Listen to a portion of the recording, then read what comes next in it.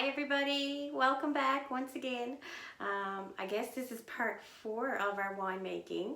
My rhubarb wine and stuff is just about dry now. It's almost at 0.999, and before I siphon that off into another carboy, I wanted to show you guys how to make something that's called Skeeter Pee. Skeeter Pee is really relatively easy to make.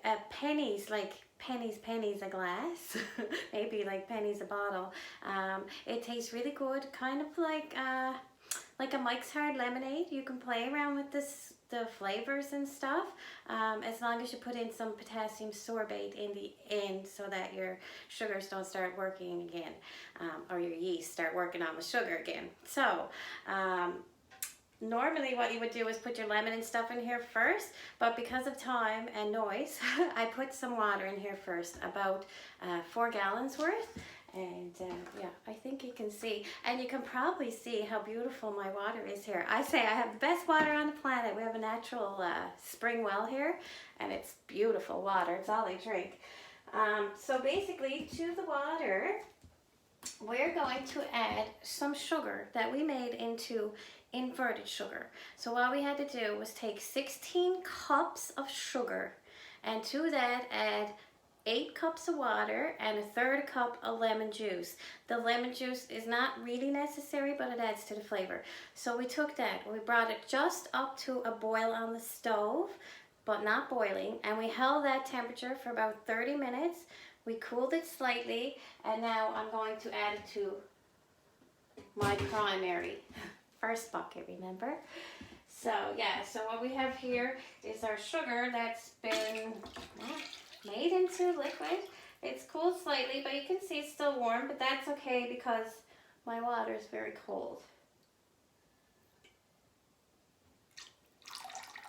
And there we go. The next thing, well, actually, you should probably stir in between each addition. Again, I got everything sterile with sodium metabisulfite. Not to be confused with the potassium metabisulfite. So stir. Next thing we're going to add is 2 full bottles of real lemon. I took the tops off to make it a little quicker.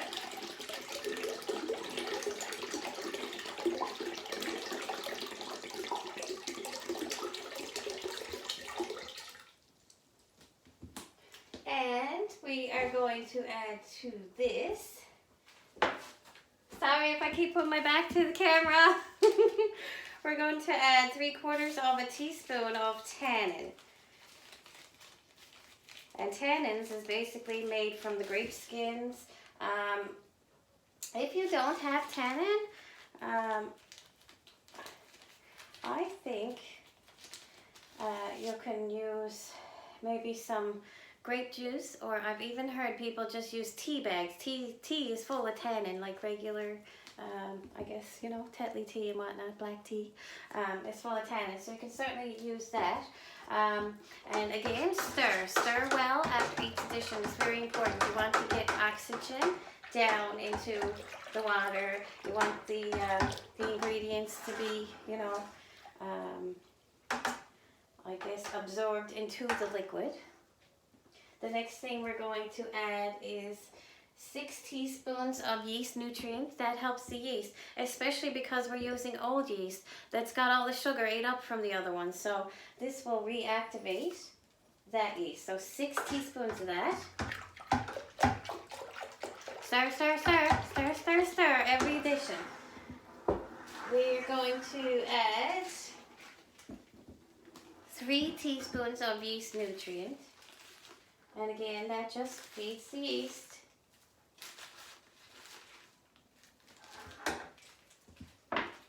Stir, stir, stir.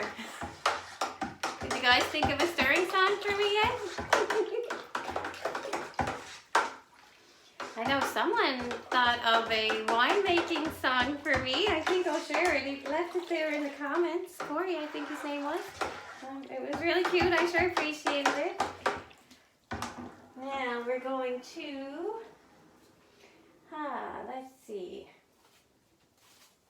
Hold on, I gotta switch page. Yeah, so yeah, and then we added that with our lemon juice, our 2 bottles, water 2. So what I was supposed to do then was bring the water up to 5.5 gallons, which mine is US to the lowest ridge on this bucket is 6 US gallons.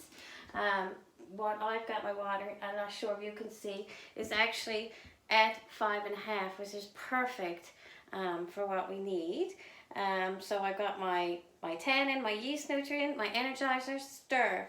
Now what I need to do now is take my gravity. The gravity will tell you the potential of the alcohol once the yeast eats all the sugar.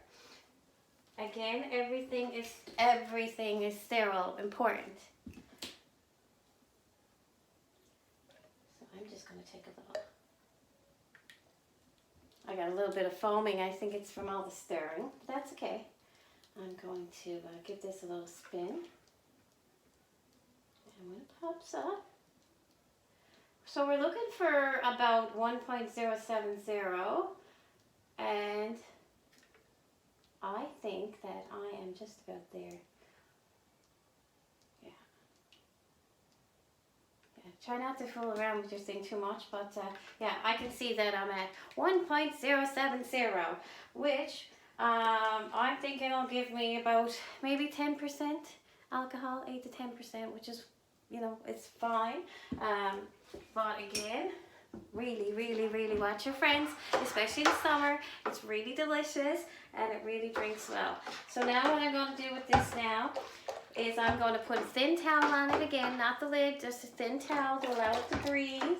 And then I'm going to let it rest for 24 to 48 hours. Mine's going to be 24, I believe, because I have to siphon my other wine, the rhubarb wine, into a carboy, and then the old leaves that's left, all of that gross stuff in the bottom, that's what's going in here, and it makes the most delicious wine. Like, you're not even going to believe it. It's actually one of my favorites, and a lot of people's favorites actually.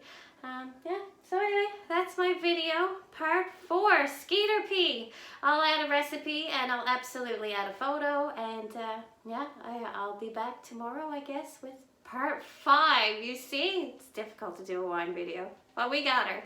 Okay, I hope you're having a beautiful day. Once again, bye.